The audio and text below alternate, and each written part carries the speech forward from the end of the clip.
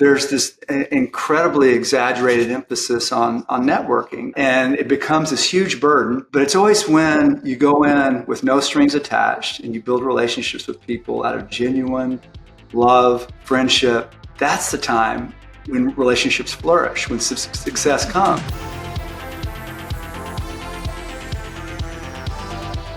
Welcome to the Stay Independent podcast, your space for tangible, actionable ways to build an independent artist career. Today's episode may be the most important we've done or will ever do. And I trying to find a less dramatic way to say that, but I truly do believe that. It's because it tackles a topic that's foundational to every other in our music industry careers. That is, how do we find or measure success? It's something I've personally grappled with since moving to Nashville 5 years ago. And today's guest has found a way to talk about success that's incredibly profound and resonates with me and many others. He's an entertainment lawyer, former Belmont professor, and the author of Networking Kills: Success Through Serving. Please welcome Mark Maxwell.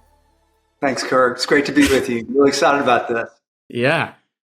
So let's dive right in. I feel like it's important to, since we're talking about success, to just define that. How would you talk about success or introduce that idea?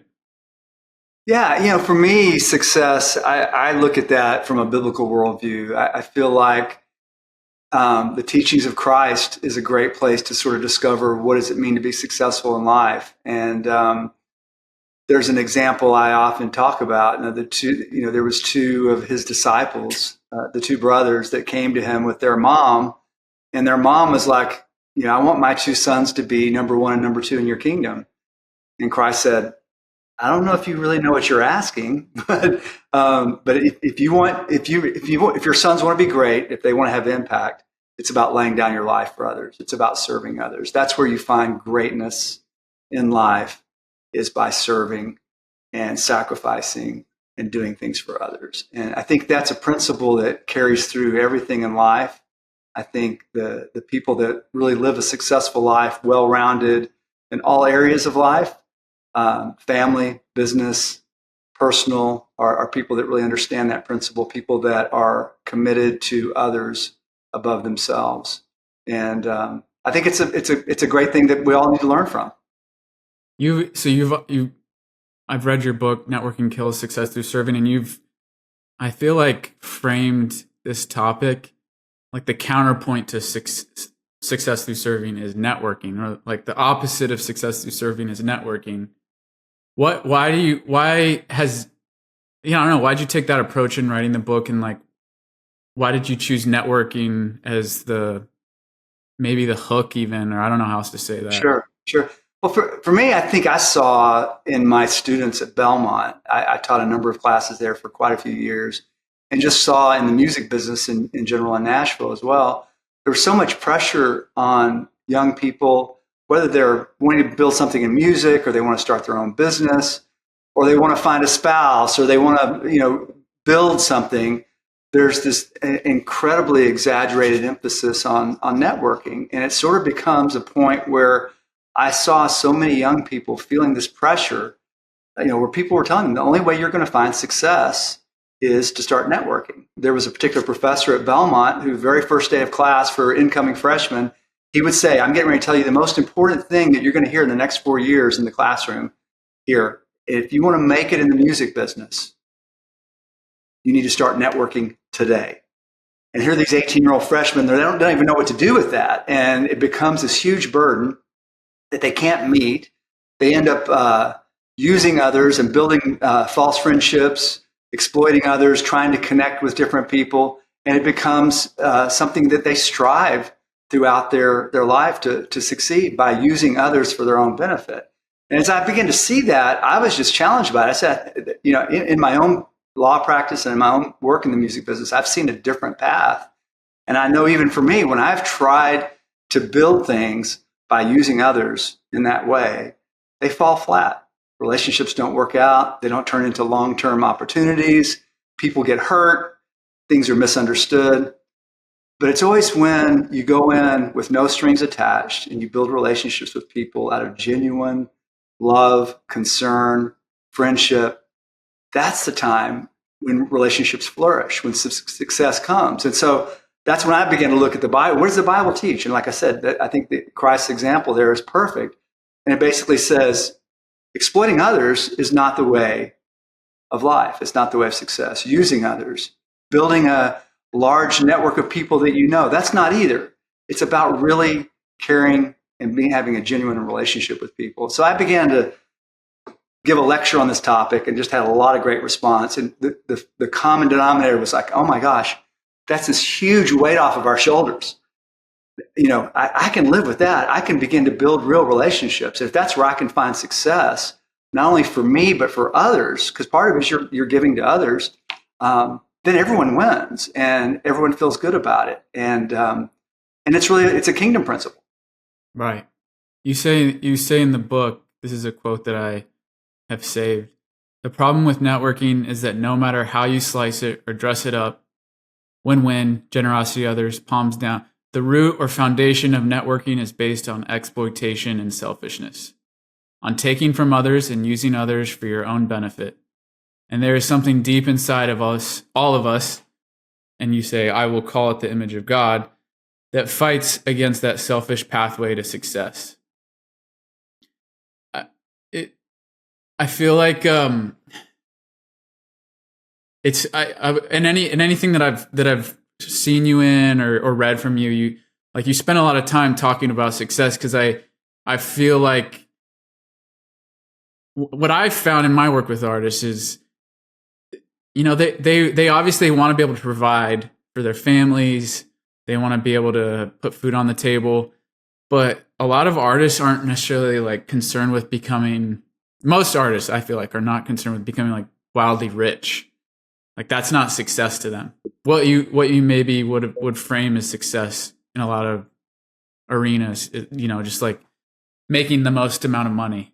I just feel like a lot of artists don't approach success that way. What are ways that you've been able to frame that to your students, or maybe you've even learned from your students about what they define as success? Yeah. Well, I think a lot of people are looking for success, financial success. They're looking for either fame or money, but there are certainly artists that they're committed to their art. They're committed to communicate, and they really are trying to do something for others. But I think even there, it's if your goal as an artist is just about making money and being famous, but you don't actually care about your audience, success is very illusory at that point, and yeah. I think ultimately success is found if you are an artist, if you are a creative, I think the ultimate success is found when you create something that's beautiful and good and based in truth, and it impacts other people. It gives them hope. It brings joy to the room. You share some empathy through that song. You lift people up. You give them a moment of transcendence in a concert where they walk out going, man, what a night that was. And you're giving them something. It's a gift. But if you're doing that just really focused on your own fame and money as part of that, that's to me is not success. And so I think that's like what you quoted from me earlier. We're made in God's image, and God is he's ultimately the creator and the ultimate creative. So the gifts that we've been given, in the same way he's given those gifts to us to serve us, we're to give those gifts to serve other people. And I think when we have that sort of focus, and I think a great example is, so many artists deal with stage fright. And I've tried to encourage so many with this. You stand before an audience, whether it's 100 people or, 100,000 people.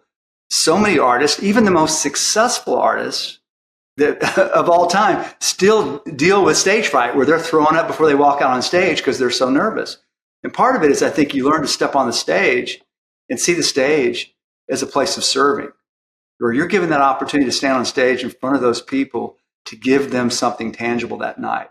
If you make that stage a place where you're getting your own needs met, you're getting fulfillment met, you're finding your identity from the applause, that's not success. And honestly, the success is when you step out and then you're able to serve. And when you do step into that role of serving and you have the stage as a place of love and serving, there is no fear.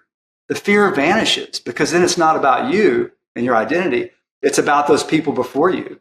that you're singing to, or that you're presenting a film to, or you're presenting whatever sort of, or even a business presentation, when it's about the people you're there presenting to, and that's where your focus is, there is no fear. Fear vanishes, and you can really step into that place as a place of love. Yeah. One thing that I've heard you talk about that's really interesting to me is this idea of the Macbeth effect. Would you mind explaining that, and what you found about that? Yeah. And it was interesting because as I started lecturing on this topic, and I started writing and researching on it. And, a lot of people, young business professionals and music business people and all, there's often these things, networking events or events that people tell you need to go to. Maybe it's a conference, maybe it's a formal networking event, but you feel obligated to attend for some future benefit to yourself.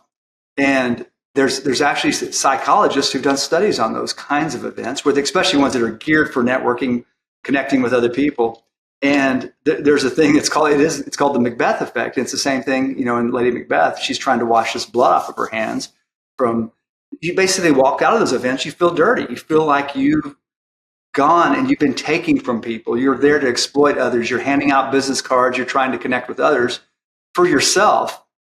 And there is actually a emotional, mental dirtiness that you feel upon leaving that event. And again, I think that's because that we're made in the image of God, and that's just not the way he functions. And so what I always tell people is, I'm not suggesting stay home and don't go to those things, but number one, are you supposed to go? Pray. Is this something that God has for me? Am I supposed to go? And then when you walk into that opportunity in that room, instead of looking for the most important people that can help you or meeting people that you can use for yourself, why not look around the room and find the person who's more nervous to be there than you are? Find the person who seems the most lonely and isolated in the room. Make it your job by being at that event to connect with them and encourage them and to bring something special into their life, as opposed to how you can use these other people in the room. Yeah. And I think when you go to those kind of situations with that sort of heart, it changes everything, because then you're walking in as a giver, not a taker. You're walking in to serve and to love instead of exploiting. And then you're walking in with the heart of God in that situation. And then you can really feel good about being there, and as opposed to walking out with dirty hands.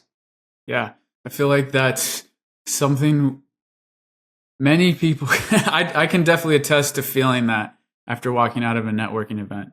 And I think when I moved here 5 years ago, I did a lot of that early on and just felt gross about it, and just decided like I didn't want to do that. Like I just wasn't worth it to me. And I think in, one way or the other, I've kind of like come to the same realization that you talk about in this book, Success Through Serving, that just service is like the spot I want to live in. And I feel challenged by that constantly. We had coffee a couple of weeks ago, and it's just, it's something that I continue to feel challenged about. There's a lot of things about approaching in, your career with a heart of service that I think feel challenging. Like one of those things is, I think that there's just like a scarcity mindset, or a feeling of like, I won't be provided for, or I need to get mine. Mm-hmm. Can you speak to that? Like I feel like maybe, I'm committed for sure to finding success through serving, but it's like, how do I know whether or not I'll be provided for? Like how do I know that like I can, provide, get what I need through that route? Well, I think we've all been there. One of the examples I give in my book is myself. I went to South by Southwest convention in Nashville, or not Nashville, in Austin, Texas one year, for the sole purpose of gaining new clients, rock band clients. And I spent 10 days there, tons of money, was out every night at clubs, seeing all these different artists play. I met John Mayer's manager. I met all these different people, connected with handed out business cards right and left. And it was a I'm building new business for my law practice event, and I'll never forget coming back, waiting for the phone to ring and not getting a single call, nothing. Like I got 0 clients from this investment. And I really felt a challenge from my Father God and just said, number one, did you ask me about going to that? I'm like, no, sir, I did not. And then number two, what did you do? Did you give anybody anything of value while you were there? Did you love anybody? Did you serve anybody? You were around a lot of really broken, broken people night after night. What did you bring? What did you give?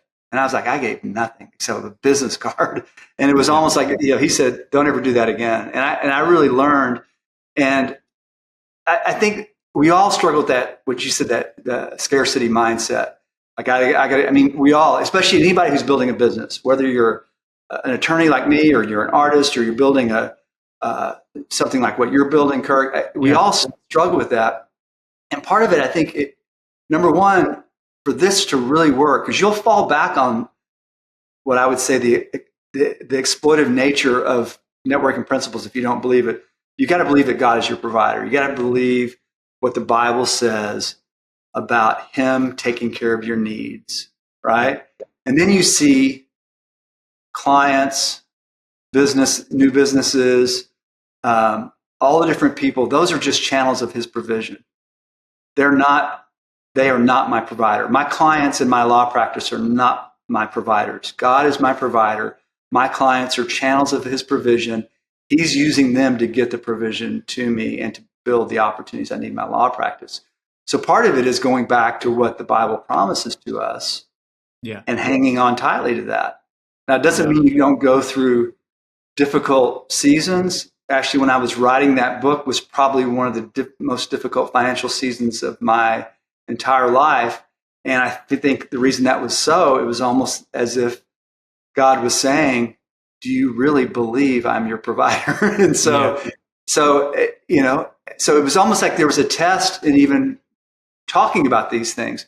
But I think that's where we always have to go back and we trust Him. Now, it doesn't mean we don't work. It doesn't mean we don't market our businesses. It doesn't mean we do the necessary things to build businesses, but we always ask ourselves, am I using others? Is this about them or is it about me? And when you build relationships based on serving others as opposed to taking from others, it just comes back to bless you. It's like many times I've given free legal advice to people who couldn't afford to pay me. And does that come back? It may not come back from them, but it comes back from other people. I feel like a lot of the great clients I've been referred by other people have come by just the way of me serving other people, doing free legal work, stepping into situations where I feel like I had something to give and not expecting much in return.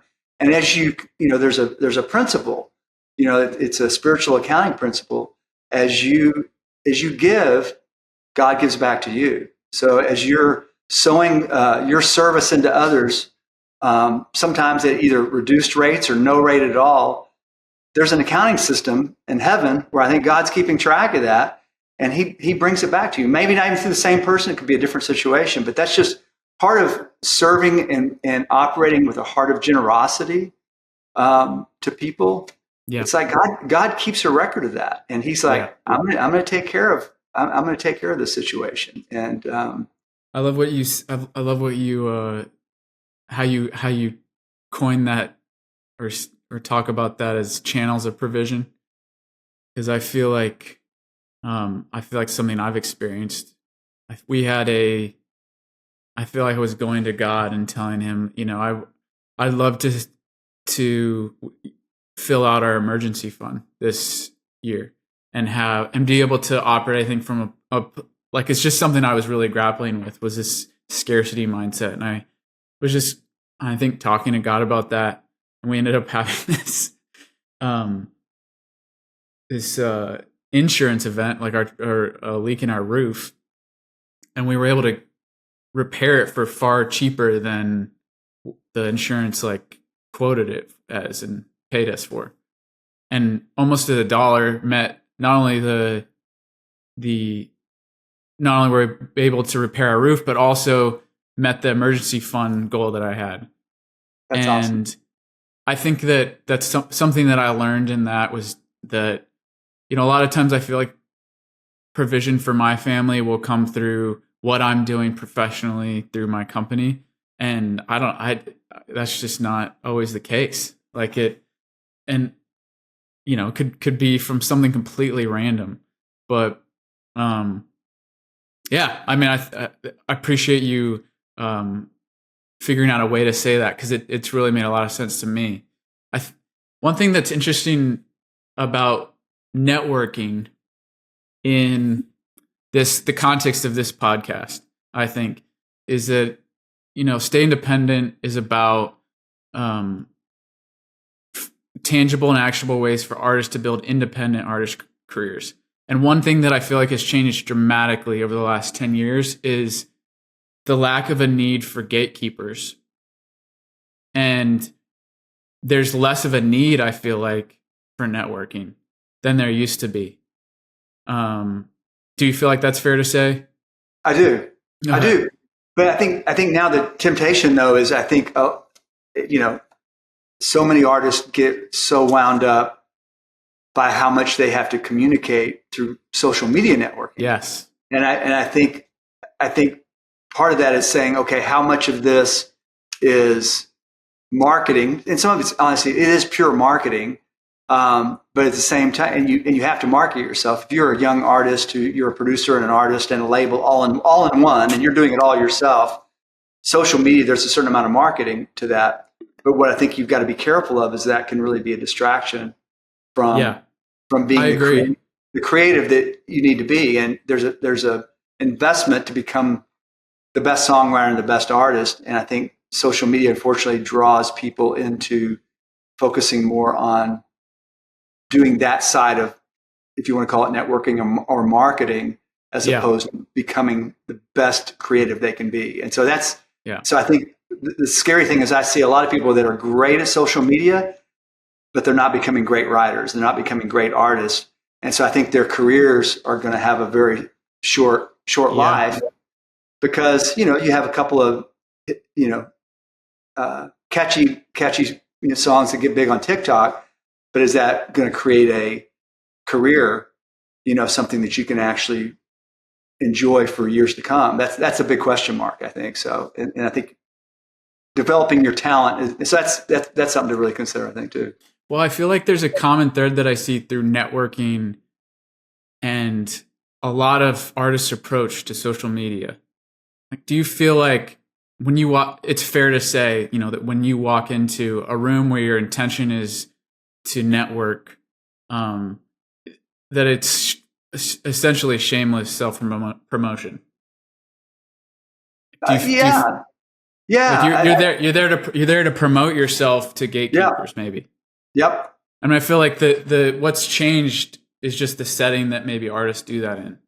It's where they shamelessly self-promote through a million tiny billboards that they upload every day through social media. I feel like something that I try to, share with my clients or encourage my clients towards is to provide value through that content, to educate, entertain, inspire, relate. And I mean, I want to talk about, the importance of developing your craft and giving space to real creativity. But I do feel like where networking maybe was like a lie that was told in the gatekeeper era, now it's promoting your music on social media is maybe the same thing. Like you have to promote yourself to gatekeepers. You have to promote yourself to what is now gatekeepers, like is going viral on social media. And I think a lot of times artists feel like, oh, well, I only got like this many views on this piece of content, and therefore it's not worth it. It's, I think, reframing that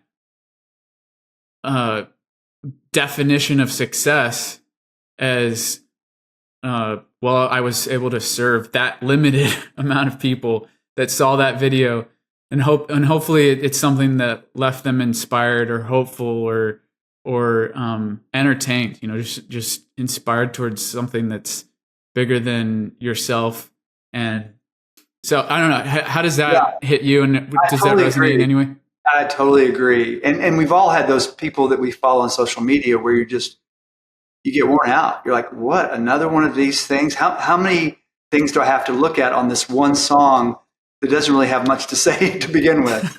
And all of a sudden, when you find a creative person using social media to raise money for a need, or to do something special for another person, or to take the focus off of themselves and focus it on another person they really respect and who's had an impact on their life, that to me is when it really, really works. Like you said, where you're really giving something of value.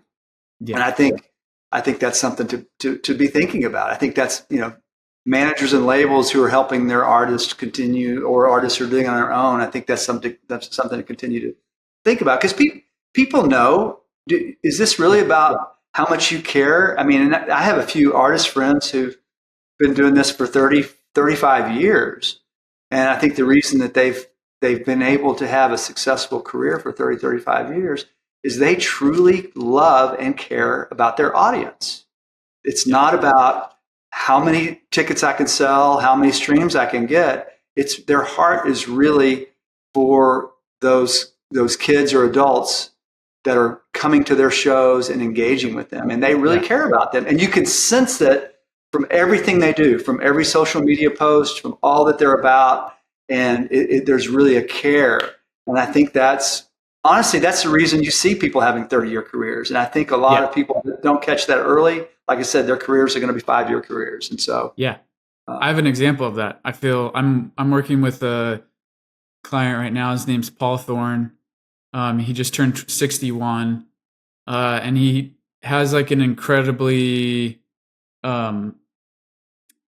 it's just incredible touring business, and is able to see a number of people come out. I mean, still 61, still does like over 100 shows a year.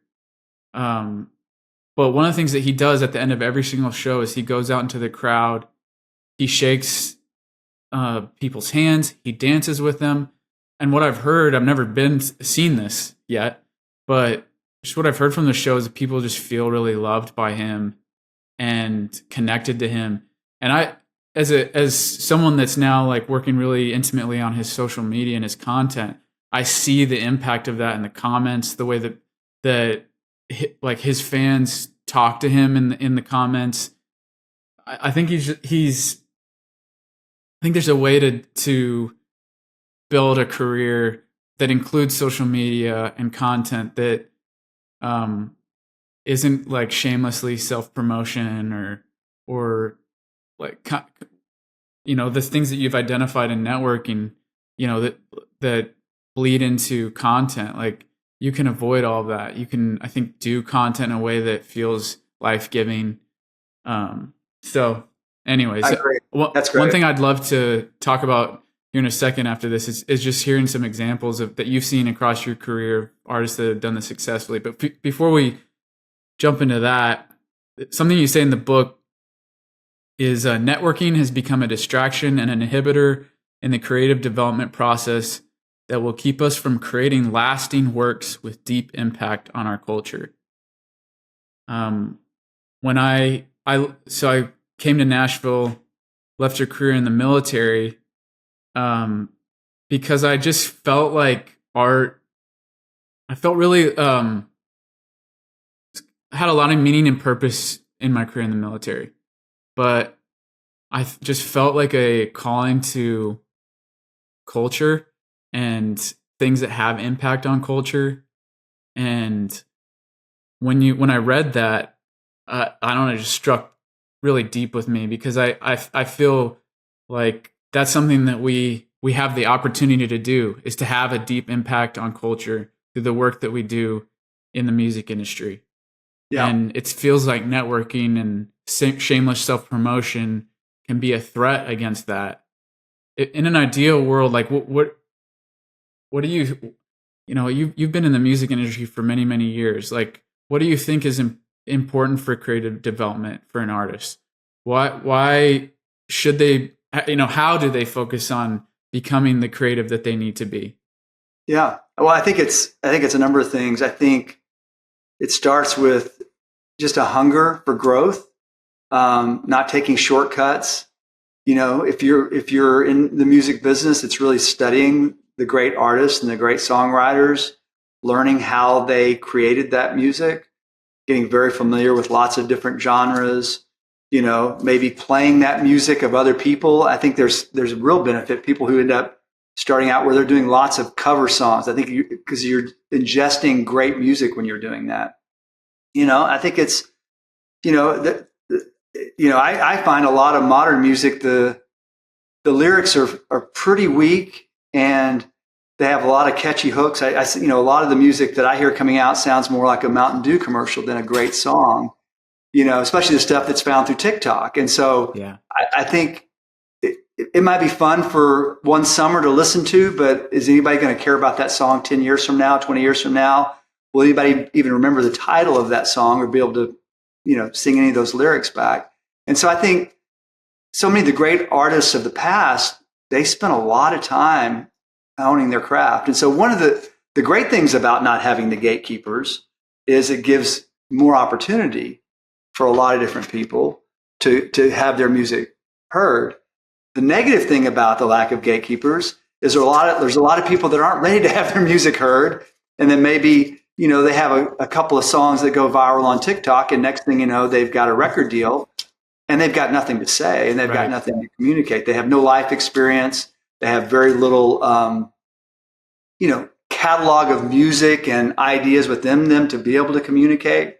And so, I don't know. I think it takes a lot of time. And honestly, when I was teaching at Belmont's a great place for people, not that you have to have a college education to make it in the music business, but the wonderful thing about a school like that is you're thrown into a place with a couple of thousand other people who are every one of them were the superstars at their high school. Right. And that can either intimidate people or it spurs, or the right people, it encourages you and it sort of spurs you on to become greater and greater. And it also gives you a chance to connect with the person who's going to be your co-writer for the rest of your life, or the guy who's going to be your producer on your first couple of albums. It's like all of a sudden you're put into a place where all these other really highly creative people are, and you step into that world and you're not intimidated, but you begin to find those relationships and connect deeply with people. And then all of a sudden you become greater because of that. So yeah, I think, it's not just one answer, but I think it's treating it as there's a lot of preparation and learning and not getting distracted by all the technology and things that are required to build a career, but really to learn the craft of what you're doing. And, if you're an artist, learn to produce yourself. If you're not a writer and you're just a singer, learn to write, learn to do it all, and learn to do it not just in one style. I think a lot of the artists who end up making it these days, I see they're doing one style over here for sync music. They're doing some singer-songwriter stuff here. All of a sudden they partner with another person. They do a duo thing, and they're trying all these different things. And then one of them works, because a lot of people come in, they're just doing their thing this way. But honestly, I think the artists that end up finding their way are often trying lots of different approaches. And all of a sudden one of them clicks and it becomes, that's where I can actually find some momentum and people who are actually going to come around me and support what I'm doing. Right. One of the things that I love about entering a new era in the music industry, post gatekeeper, is that, some teenager that could possibly be listening to this in their bedroom in like Ohio, could like find an audience through TikTok. And ultimately what I feel passionate about is the ideas, the things that I, feel like God has put on their heart to say can find an audience. But for that artist that maybe is one of my favorite independent artists is Nick D. I think he lives somewhere in Ohio. He's not in a music town. He didn't go to Belmont. He doesn't have a lot of the, I think, resources or connections that like make a lot of the necessary growth possible for an artist, the type of growth that they should see. For that artist that's kind of just in the middle of nowhere, maybe listening to this right now, what sort of situations should they be putting themselves in how can they achieve the growth that they need to experience? Like, what would you say to that artist? Well, you mentioned him being in a small town. I mean, you think about the Beatles, they all came from Liverpool, which was the equivalent of a small town. And somehow Paul found John, and they met and both realized how passionate they were, how much they knew about music and how much they had studied. And they all of a sudden became like-minded. So I think there's still a benefit. It doesn't have, there's lots of artists that start out in a very small town and they find their way. But I think, working with others is a big part of that. Collaboration, finding in that small town, is there someone else that you're destined to connect with? A writer, a producer, another artist, somebody to work with. It might just be you and that one other person, but I think finding that person and, most artists, now there's always exceptions. Bob Dylan probably didn't need many people around him to discover who he was, but he was a great mimic and he studied all the folk singers and all the writers before him. And so he sort of did his own school and then he found his way. But most people need some sort of collaboration and community around them to really become great and successful. And so I think it's a matter of looking for those people, and if they're truly not in that town, it's maybe getting into a different town, maybe it's touring and you meet someone else while you're touring, someone else to begin partnering with. But I think Elton John found Bernie Taupin. Without Bernie, Elton didn't write any lyrics. Every song Elton ever did was, Bernie Taupin's lyrics. And it's like, if he would not have met Bernie, we probably would have never heard of Elton John. He wouldn't have been the person that he is. So part of it, I think, is, and that's the dichotomy here, is like, how do you have those relationships without exploiting others? So it's part of it is like recognizing you need others, but how can you begin to meet people in a way where you're bringing something of value to those other people as opposed to always looking out for yourself and coming into those relationships with the heart of God, the heart of service, the heart of loving, I feel like, I know that you taught a course on, was it Bob Dylan at Belmont? Okay. So, I mean, I feel like this is a topic that you've probably thought a lot about. What can you think of, maybe it is Bob Dylan, maybe it's another artist. Can you think of artist examples, past, present, that have exemplified the success through service approach well? Yeah, it's hard. I mean, there's a lot of them have elements of that, in certain ways, in certain relationships. Ones that have done it their entire career and really been good at that. Everybody has moments of that, but I think it's just an important part of the journey. The ones locally I can think of in Nashville, the examples that I've seen over the years are people like Garth Brooks, Amy Grant, Michael W. Smith. I think a lot of the reason we still know those three artists is because of the relationships that they have with their fans. Amy Grant is the kind of person that would, for decades, she goes and does concerts and she remembers people. She remembers names, people that connect with her. And she is one of the most generous people in so many different ways, publicly and privately. And I think that's one of the reasons she's still out touring in her early 60s, and people still want to see Amy Grant.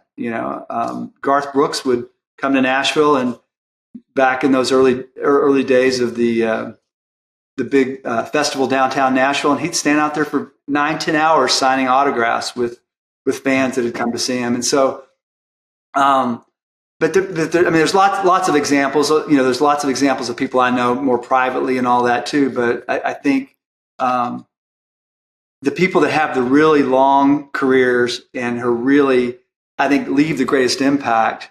There's lots of geniuses that left a big hole in a lot of people's lives. There's lots of examples of those.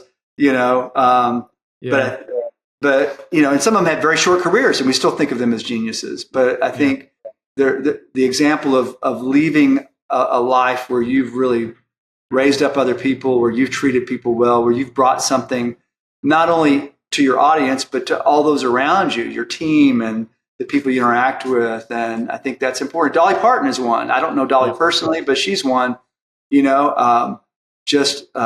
has led a very successful life. And people talk about how much she's given to not only her fans, but to others, her commitment to her husband all those years. And so I speak to Dolly Parton. We just got in the mail a book from her imagination library for our daughter. Nice. That's one of many things that she does to give back. I feel like what I am hearing you say is a lot of times it's the posture that artists approach their career with.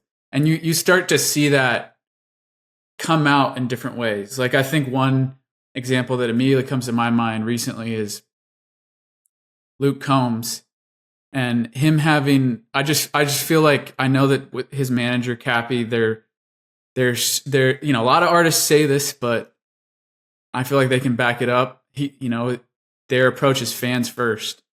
And when Luke had a night where his voice just wasn't 100%, he still went out, he did the show, but he refunded everyone's money. That's awesome. And I think that there are a million different ways that can bleed out, whether it's sending library books or little books to kids through a nonprofit, whether it's refunding tickets when you're not 100%, when it's in a personal reaction just here in Nashville that maybe a fan has with you. There's just a million different ways that bleeds through, and there's not really a way to fake it or to I don't know, manufacture that. You just have to really have this heart of service in your approach to your career. Like that, there's not really like an easy way to like hack it. How do you feel about that? I agree. I agree. I mean, one example I just think about, I think some of the greatest songs that continue to resonate were songs that were birthed with that sort of heart, and and there's plenty of gospel songs. We could name a list of 100 like that. But even just recently thinking about Paul McCartney's coming here in about a month, and back when John Lennon was leaving his first wife for Yoko Ono, Paul's driving out to their house to give some encouragement to little Julian Lennon, who Julian referred to him as Uncle Paul. And he started writing a song called Hey Jules that became Hey Jude, which it continues to this day. Here's this little song that he wrote initially as just an encouragement to this young boy who was seeing his parents' marriage fall apart. And here's a song that to this day is one of the most loved of all time's Beatles songs. I think it was the highest rating or the longest number one song of any song they ever had. And so, but there's lots of just great examples where when you start from a posture, like you said, of I have something I want to bring that's going to be of value to someone, and I want to address an issue, say something special. I want to bring hope to someone. And when artists take those creative gifts and are stirred to bring hope or joy or comfort through that song, there's no better way to serve the world. There's no better way to bring healing to people that can last for decades, there's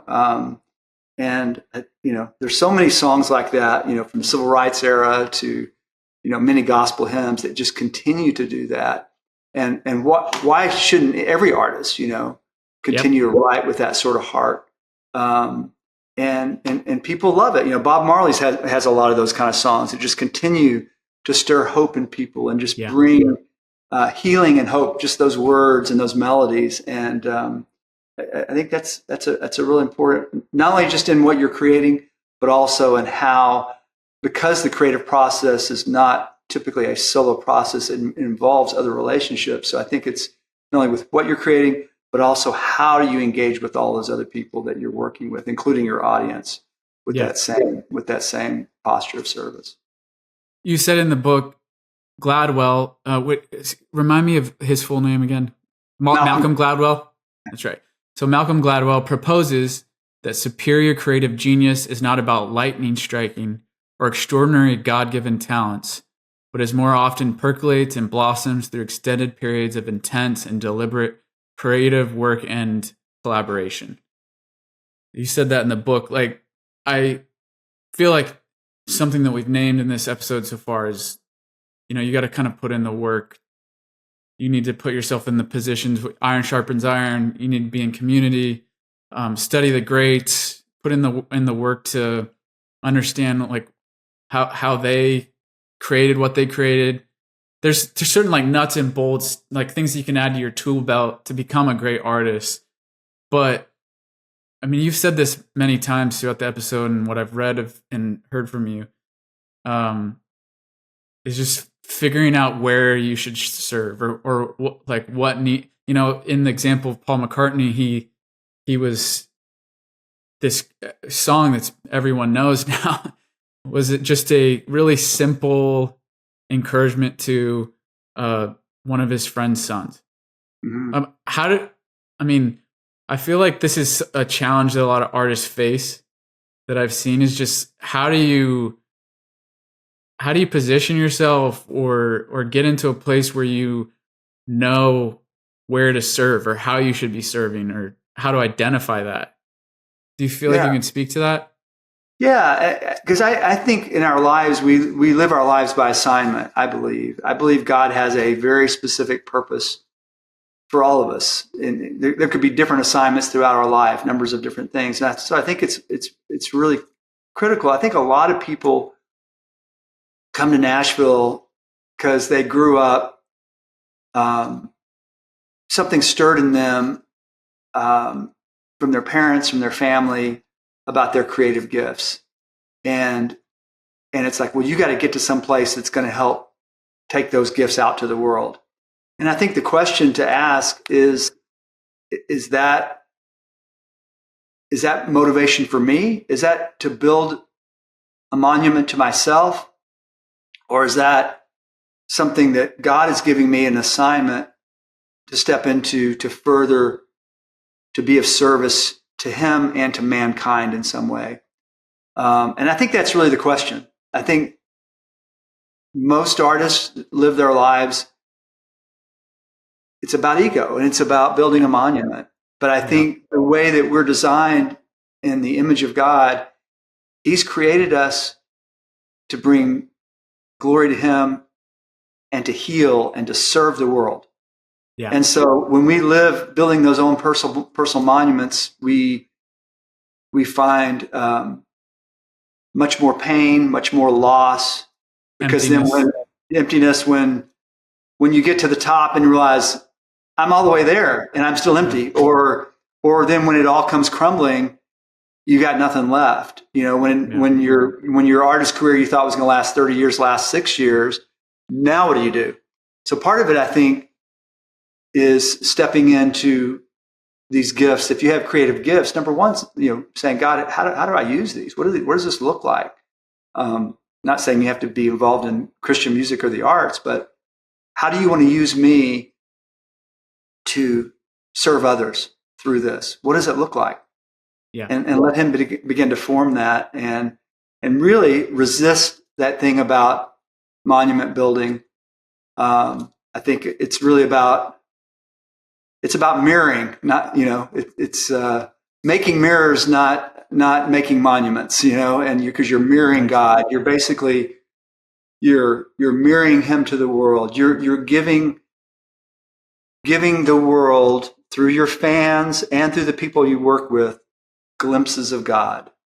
Yeah. And that's the way, if you live that way as an artist, that's when you're going to be the most fulfilled and to really resist that natural desire that we all have to make monuments of myself. Right. Yep. Yeah. This is, finding your corner of the world to serve, figuring out where you should serve is something that I feel like you're a great example of, because coming out of, I think, what was it, college, you interned at Word Entertainment, which it's now, is that Curb Word, or that's what it's called now? Okay. Yeah. And then ended up becoming an A&R there. Right. And then at the age of 33, decided to completely uproot all of that and become a lawyer. Yeah. So, and I mean, I would encourage people to go and read the book for more context on that. But can you speak to like maybe that moment specifically? Like how did you know, hey, I'm going to like it, I was rereading the book and you talked about how your wife did not want to do this. Like she was not excited about uprooting the life you guys had built in Nashville and well, you were in Nashville, right? At that point? Yeah. Okay. In Nashville and then going to school to become a lawyer. Yeah. So, but you made that decision. Why did you make that decision? Because it doesn't going from, successful A&R at Word Entertainment to lawyer is not like a career path that many people choose. Yeah. It was really a very specific assignment from God. It wasn't something I would have chosen. And I was facing the fact that they were going to close our Los Angeles office where I worked, and I was going to have to move to Nashville with Word, which I didn't think I was supposed to. So I began looking for another record label to continue to do A&R work in Los Angeles, and couldn't find anything, and was very frustrated, thinking I'm either going to lose my job or I'm going to have to move to Nashville. And neither one was a good option. And it's really through prayer and fasting that God spoke to me very clearly that the answer I was seeking was not to stay in Los Angeles, and it was not to move to Nashville, but it was actually to ultimately resign and go back to law school. And it was the most shocking assignment he's ever given me. And I was afraid of it. I resisted it, but I couldn't get away from it. And so after several years, I finally did exactly that. And is there a moment you can speak to where you maybe you've been hearing this, but you decided that and you were convinced of this? Well, no, it was in the middle of the night in the early 90s when I was still living in Los Angeles, and the Lord spoke it very clearly that was what I was to do. And it was so clear that I began the path, but I was really afraid and it didn't really make sense. I applied to schools the first year and I got rejected to every school I applied to. So I thought, oh my gosh, maybe I just made all that up. And then he had to correct some things in me and deal with some issues in me. And as he did that, then I applied to a different group of schools the next year and got accepted. And then, and when I resigned, it was interesting because I think people thought it was the funniest thing they'd ever heard. Right. That I was leaving because I had a really good job. I was doing really well with it, and I was a highly creative person, so no one thought of me as an attorney. Right. So it was a bit humorous.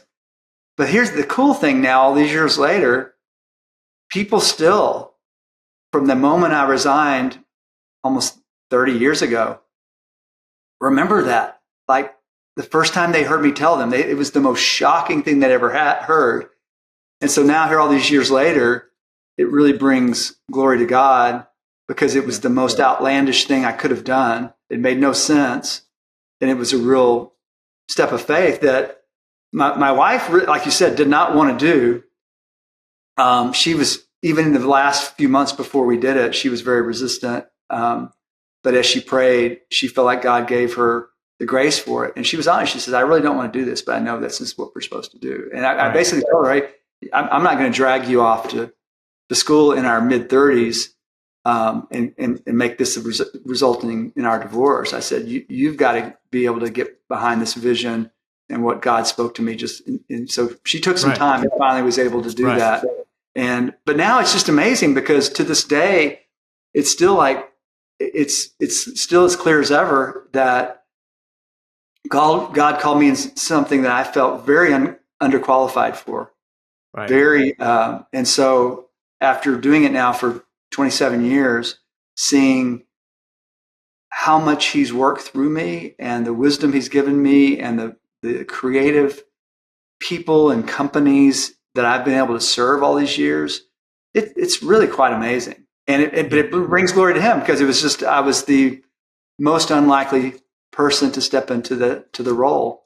And it's still kind of shocking. So, but it's encouraging to live that way, where I always tell people that, we all have dreams, and we all have these dreams that we want to accomplish in our life, which is great to have dreams. Right. But ultimately, to find success, it's about, what are God's dreams for me? What are God's dreams, not just for me, but God's dreams through me for the world and other people? Because I guarantee you, God's dreams are actually bigger and better and will leave a longer impact on the world than our own dreams. And so I think part of it is, how do we take, God loves our dreams. He inspires those. He brings those up. But ultimately, how do we make sure those dreams are aligning with what he dreams for us and through us? And I think when we live that way, then you look back and go, there's no way this would have happened without God. It is absolutely impossible that I would be able to get through law school, that I would have 27 years of law practice behind me now without him being part of it. Impossible. It's like, it was an impossible thing. So yeah. You mentioned Amy Grant earlier. This is what she had to say about your book. What a simple concept. Networking narrows our focus and our life experience.